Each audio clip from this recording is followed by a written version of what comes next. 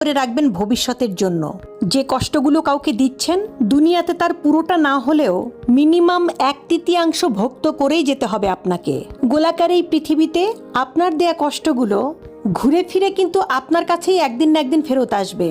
আপনি নিজেই আত্ম অনুশোচনায় ভুগতে ভুগতে একটা সময় শেষ করে দিবেন নিজেকে, যা হয়তো আপনার সো কল্ড ইগোর জন্য ওই মানুষটার কাছে ক্ষমাও চাইতে পারবেন না। আমাদের সবার মনে রাখা উচিত, মানুষের দীর্ঘশ্বাস খুব খারাপ হয়, সামনে এগোতে গেলে শেকলের মতো পা জড়িয়ে টেনে ধরে।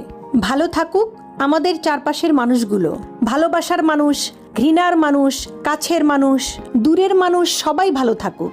অভিশাপ না দিলেও রুহের হায় বলে একটা কথা আছে, যাকে রিভেঞ্জ অফ নেচার বলে, যেটা আমাদের বিশ্বাস করতেই হবে। প্রকৃতি কিছু ভোলে না, সময়ের ব্যবধান মাত্র। সময় মতো হয়তো আমরা বুঝে উঠতে পারি না ঠিক কোন কাজের শাস্তি পাচ্ছি। কাউকে কষ্ট দিয়ে অপমান করে কাউকে